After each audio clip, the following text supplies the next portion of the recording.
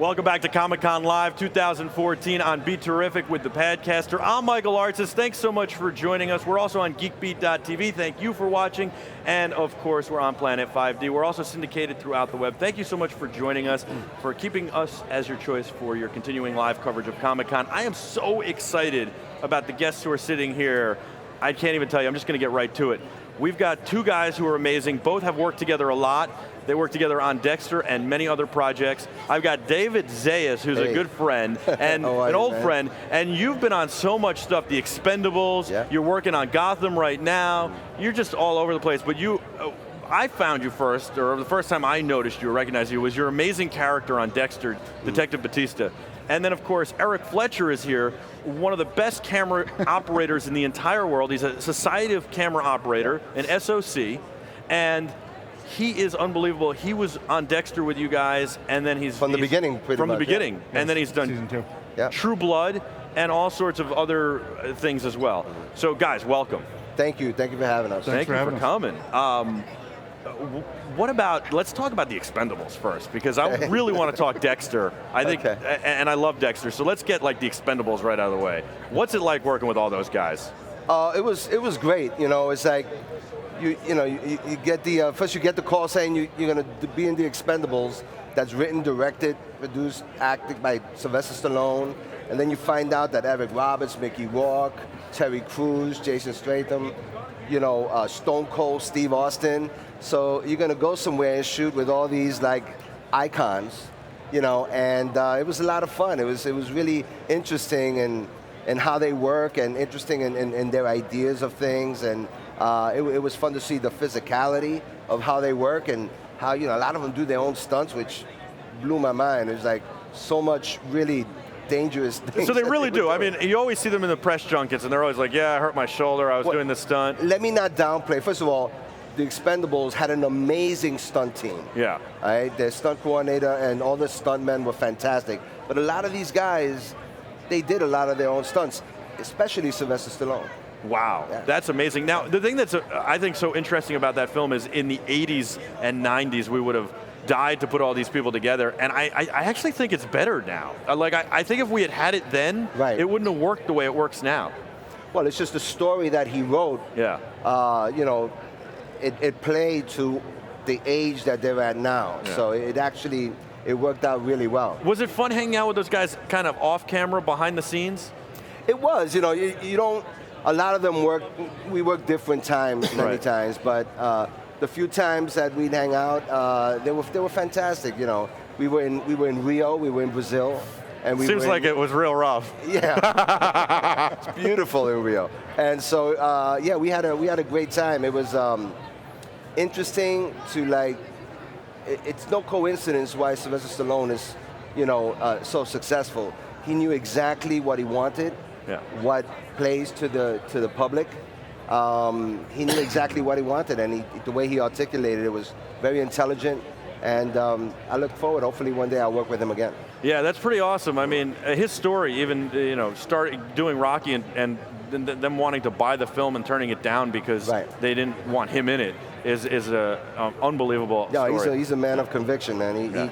He's the real thing. He does his thing. That's pretty awesome. Yeah. All right, so you guys work together on Dexter, and I think you, Eric, play such a role in how that show is done. And how, what happens. It's really amazing. Talk about how, you get involved in the production. I think a lot of people, when they think of camera operators, they think of just a guy who, has a steady cam rig or points a camera at somebody, but you actually really get involved. Yep. It was, it was one of those serendipitous shows where everybody came together, everybody had fun, everybody came to play every day. And you had a group of people and directors of photography that they believed in hiring good people and letting them do their job.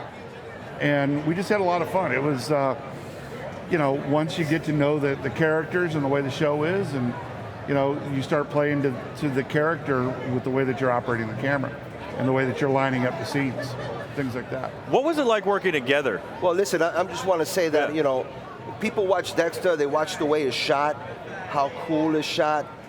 They don't realize the input that Eric and the other camera guys. That's what I was kind of alluding to. And it's not only that, but like, as an actor, it's important to kind of be, on the same wavelength as the camera operators. It number one, it helps in the speed of the day. It helps in, you trust each other, and as an actor, I know that Eric is going to make me look good, and I could just concentrate on what I need to do. And also in communication, because if let's say I was off, in a location or something, just the look between Eric and I, and he would know, I know exactly what he meant, because we had that connection. Yep. And that's so important. It's so important in the art, and it's a lot of fun to work, and it makes it a fun day. Yeah. And it's building an environment around the camera that they can do what they have to do, and they can go places they have to go. On a kill room day, Michael can go that very dark place because he trusts me to be in that room with him and to open himself up to it, or David trusts me to open himself up to what he has to do. So in the in the kill rooms, you didn't really rehearse them. No, we just shot them. That's pretty unbelievable. It was about season 4 that Michael and I just kind of went, you know what, no more rehearsals. Let's just do these things. And it was fun. And there was a lot of times, like with David or the other actors, there were times it's like, okay, we could do a rehearsal, or we could put it on film. Let's roll take one. Let me say this first of all. Dexter is one of my favorite shows, one of my wife's favorite shows. It's an unbelievable show, and I think it was shot, as you said, beautifully. I used to watch it and say, look at the way this is shot, look at how good this is shot, look at those shots, look at these shots. My wife would be like, shut up and watch it. Stop, you're ruining it for me, I just want to watch. But it was really spectacularly shot. It really brought the viewers into everything. Did you guys do a lot of stuff where you didn't rehearse together too, because you had that chemistry, and also because maybe it helped get it done? I mean, the entire cast had that chemistry. Yeah. There are scenes that cast members wouldn't rehearse. We'd come in and do a quick blocking, and then we'd play the scene. And camera would, we'd see the initial rough blocking, and then we'd work it out on that. And also because we had the experience of, well, I know David likes to do this, or I know that Des likes to do this, or Jennifer does this type of thing. And so I could kind of start marshaling the camera where I wanted it to be, and knowing that I was going to get them. But it was a lot of fun in being that loose, but we weren't loose. We knew we were doing. Yeah, I think the reason why it was such a really easygoing set, it's because everyone came in prepared. And like you said, he knew, everybody knows what everybody's strong points are, and and also, without even talking about it, if something wasn't working, even the actors would go, Eric, what if I do this? Yeah. And it would always, most of the time it would help. And it was working for each other. In other words, it wasn't just about, hey, you gotta go where I go. I'm the actor. No, it's like, what's going to help you get the best shot. Right. It wasn't an environment of actors versus crew. It was an environment of, hey, we're all friends and we're having a great time. Yeah, that's the best. I think, and it's a fun play. It's a fun day, fun place to go to work. I mean, that makes it all good. What's your favorite scene that you did in Dexter where you look back and you said, wow, I mean, that came out a lot better than I thought, or just your favorite scene? I'll tell you, there's a scene that in by the beach where Desmond and I find a joint. It's hilarious. And we decide we're going to smoke it, and I didn't, and in doing the scene, there was a crane shot, there was a couple of other different shots, and I wonder how this is going to look. And when I saw it, I'm like, why should I even question it? It looked fantastic. Well, it was one of my favorite scenes. And then the next scene where you go into the guy's office and it's Geller. Right, which didn't make it. Which didn't make it, but there's a scene in which they go into Professor Geller's. No, they're going to talk to somebody. Okay. Who knows Professor Geller's work, and they both go in and they're stoned, and Dave's just staring at the books, going, Geller. Yeah. Unfortunately, that scene didn't make it onto there, but it was a fun scene. What's your favorite scene that you shot with David? There's a few. There's one scene. It's in season 5 actually where you send Sarah Manzone to go off and make coffee, and we never see her again in the entire run of the series. Which we didn't know at the time. Which we didn't know at the time, and he's just like, let's go make coffee. Awesome. And she goes off and makes coffee, and that was the last we ever saw of her. Wow. So it became a running joke on the show, like, all of a sudden somebody just look up and go, where's Sarah? Still making coffee. There is, and there was a couple of moments where I know that where there was the moving shots. I don't know if there was like a shot where me and La Vuelta had gunfire exchange. And man, listen, we run, Eric be running right with us, and I was thinking, I wonder if this, and it was steady. I still don't know how he keeps everything so steady. But it's we did amazing. we did a really fun shootout scene. Was that the scene when you're in the like little motel room? Yes. Yeah. I love that scene. And then there's another scene where they pull up on a scene and a guy's going crazy, and they're running and shooting, and it was just there was just a lot of fun. That was Keith Gordon directed that. Did you like the way the show ended? Well, listen, I'm gonna say this. Yeah. I'm not the one who writes the show. Right. My job is to go and do what I need to do. I think the way the show ended was indicative on what they hope, the possibility of what might happen. Okay. And I think in leaving that possibility open, I think that was the ending that needed to happen. I mean, right, and certainly, Dexter could always decide that he can't take it as a logging guy in the middle of nowhere and in this. Well, but cabin. the funny thing is, people forget that he actually talks about it in season 7. About there are more serial killers from Portland, Oregon than anywhere else in the country. So he's just going home. You know what? He's just going home. He's just going home. Here's the thing. There could have been an explosive ending. Right. It could have been an ending where it would have solidified the story. But, the thing is that there really is so much of that story left to tell. I agree. And by leaving it like that, by ending it like that, it could be acceptable as an ending, or it could leave it open for the possibility, which may or may not happen, but it just leaves it open. Right, and the fact that even if it doesn't happen, it leaves it up to your imagination, and you can write your own ending. I will tell you this. It was sad to me that he didn't follow his son, at least. There can be no happy ending for. But there can be. I know, right? There can be no. The one thing though, I was very happy with is they didn't kill him, because I would have thought that would have been. You know what's even better? Is that they didn't kill me. Yes. True. There was in the last season though, I thought you were going to get it. I really did. I was hoping you weren't. Seasons 1 through 8. Yeah. Anybody could have gotten it. At any time. I stopped worrying about it after the 3rd episode of season 1. I was like, it is what it is. It is what it is. I'll write it out. You and LaGuardia were amazing on camera. The chemistry, especially when you were married, and then when you were going through the marital problems. It was really believable. How hard is it to really get there, especially when you're dependent on another actor and it's sexual, it's compatibility, it's relationship. With Lauren, it was easy. Yeah. And I'll tell you why. Number one, I've known her for, over 20 years. We're in the same theater company. We were on Oz together. We've known each other for a long time, and we've always been friends. Number two, she's such an amazing professional. Just, easy to work with, prepared, and the insecurities she have are processed in such a positive way that it was so easy to work with. And that's not true with everybody. Right.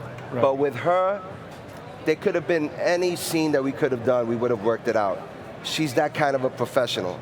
And she's really, she's talented, she's smart, she's sexy.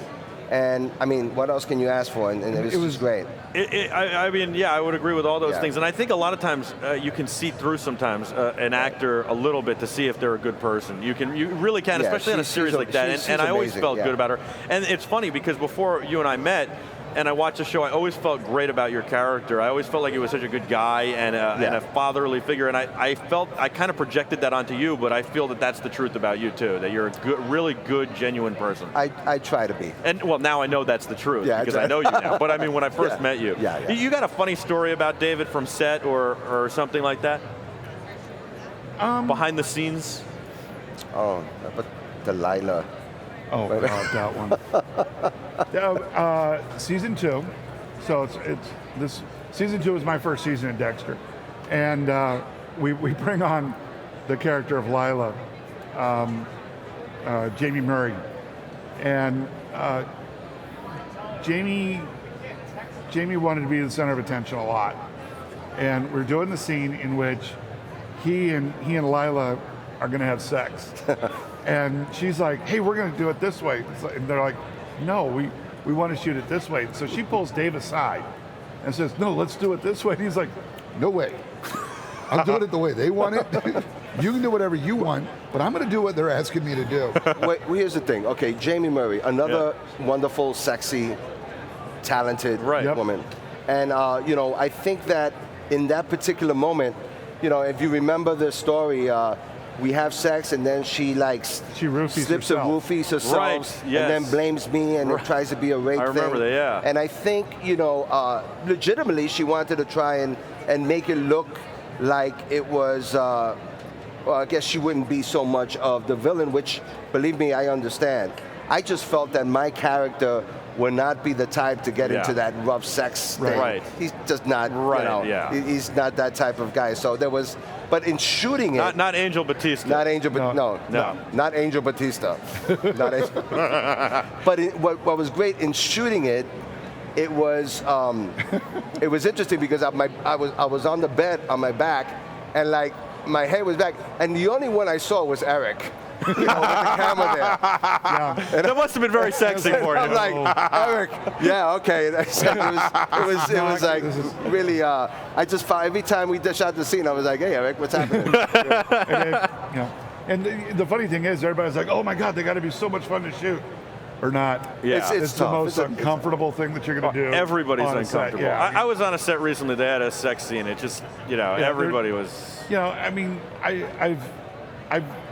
never, growing up and entering this business, but I think that I'd have to go, like this was an incident on True Blood.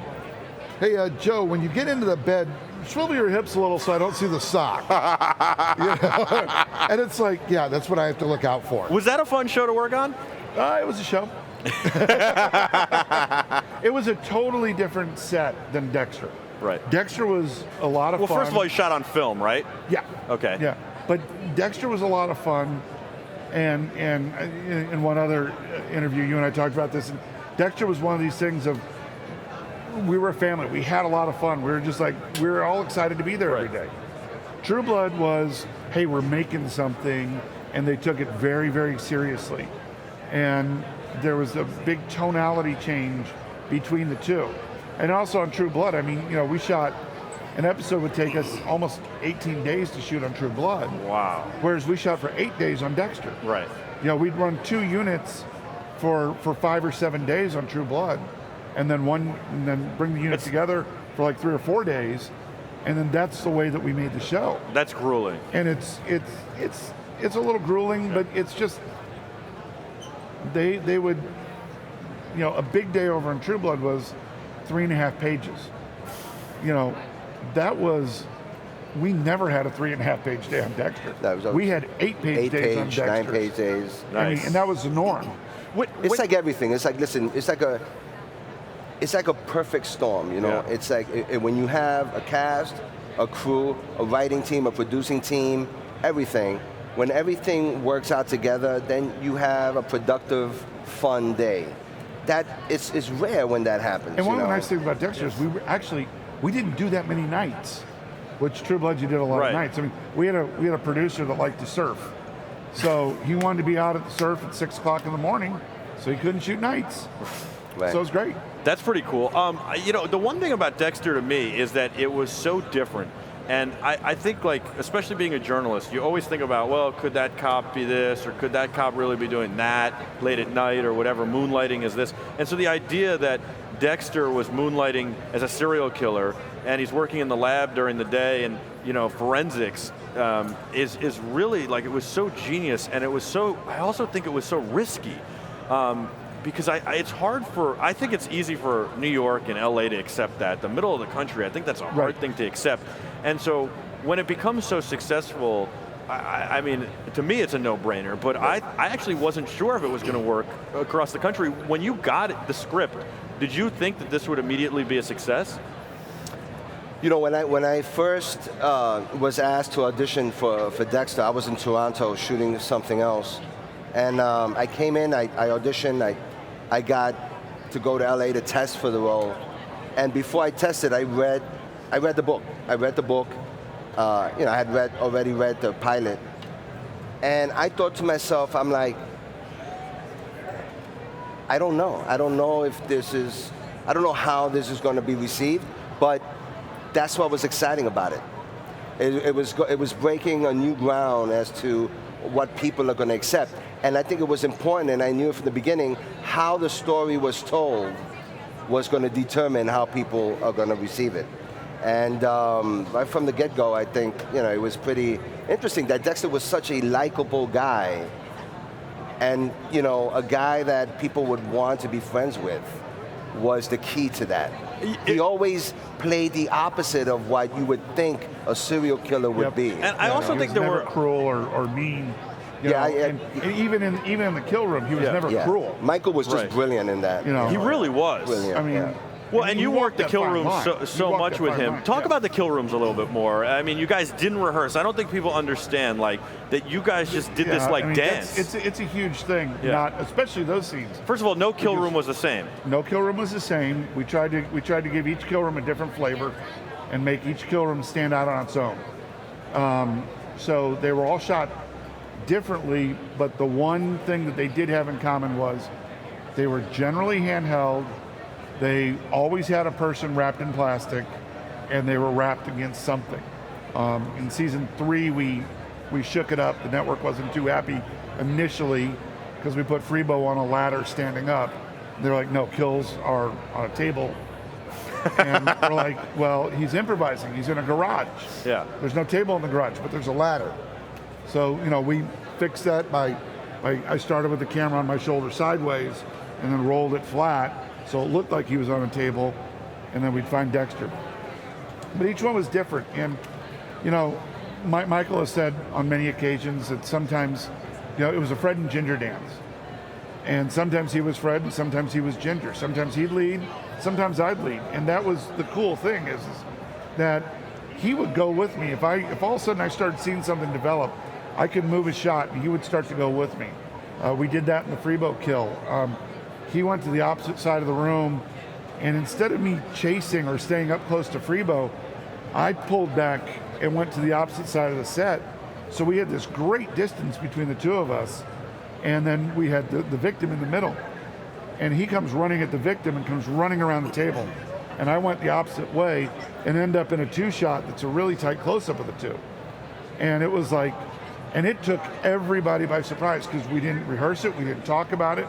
We just did it and took everybody by surprise. The director comes in, Marco Siega, and he's like, if the camera broke, we have the entire scene in that one shot. Yeah. That was amazing. That's awesome. And that's art. Yeah, and that's just being in the moment. Michael was great at that, and that's, and I got to play to that, and it was fun. Did you ever watch a kill room being shot? I never did.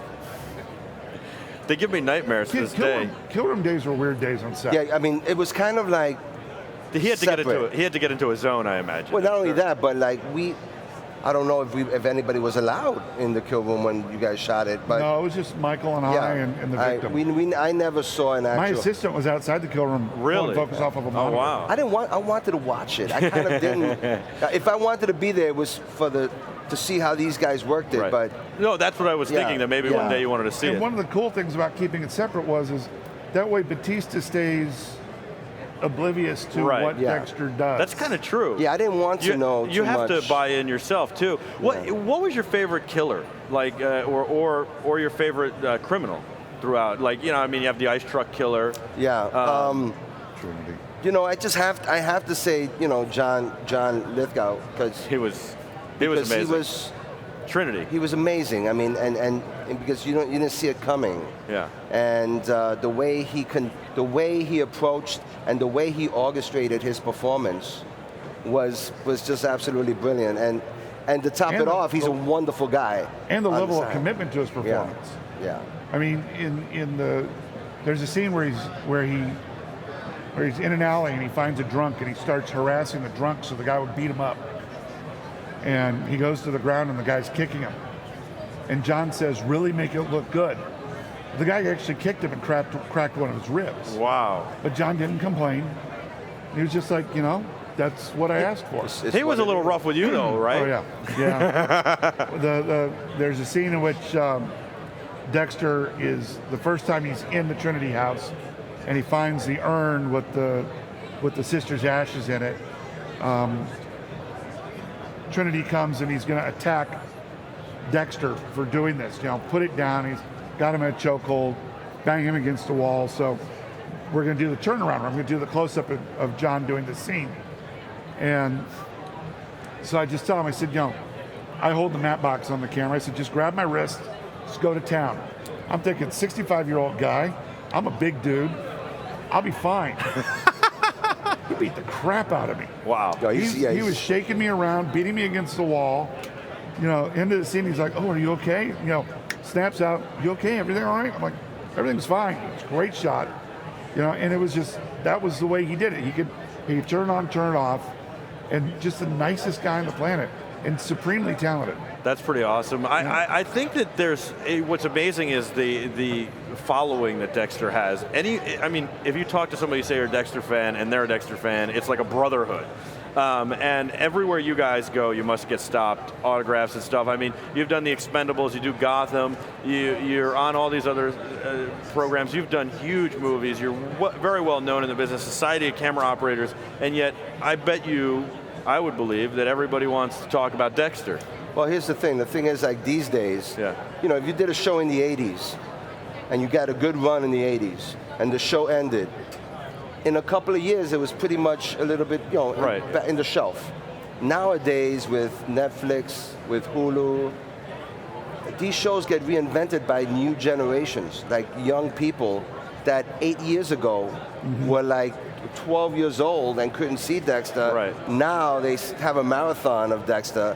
Now that they're 21, they're in college, they watch a marathon of Dexter, so you get a whole new generation of people that watch Dexter. And so my brother's an educator, and 2 nights ago I was in Chicago, and I put on a class for him. I did a little workshop for him, and all the students in his class were like, oh my God, I love Dexter, I've been binge watching it, it's my favorite show, I'm up to this season, how's it like, and it's like, you have to be careful what you say because they're fans, they haven't seen it all. Right, you're going to spoil it. So it's like, okay, you've seen up to 5, you've seen up to 4, okay, I can only tell you stuff up to 4.